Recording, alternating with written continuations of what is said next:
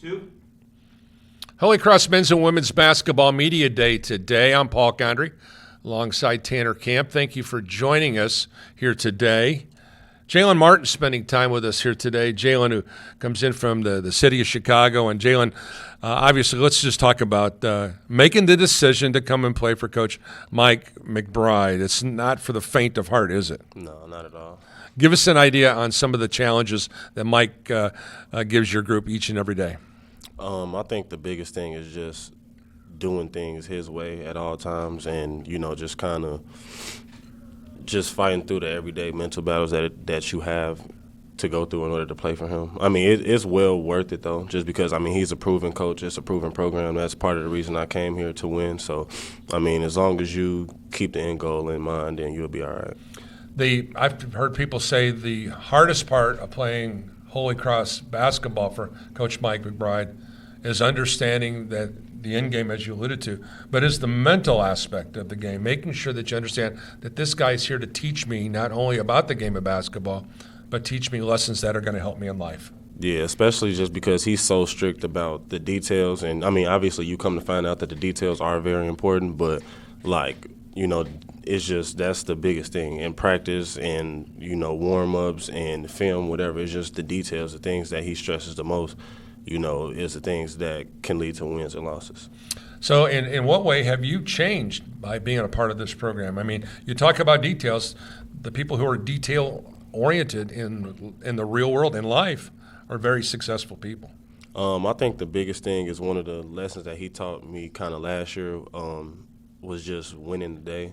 And basically, if I want to be a winner in basketball, I have to be a winner in life. So, take my morning routine serious, the way I eat, the way I treat my body, the way I act in class, things of that nature. It's like, I can't just turn the switch on when I'm on the court. I kind of have to behave that way all day and every day.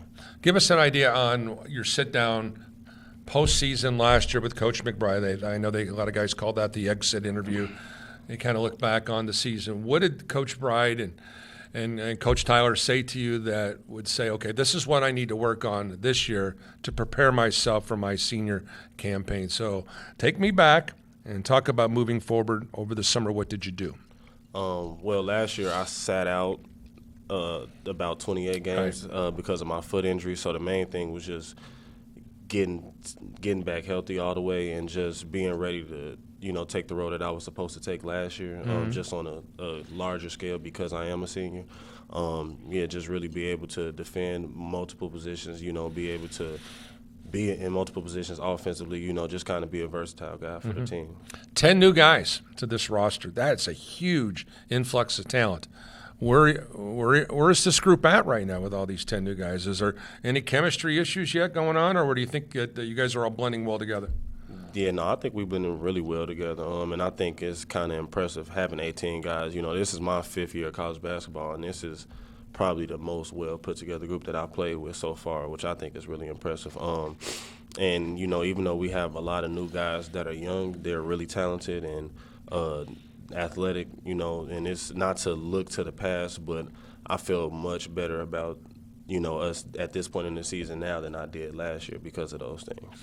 All right, I've asked most of the guys this. The landscape of the Chicagoland Collegiate Athletic Conference, very rugged.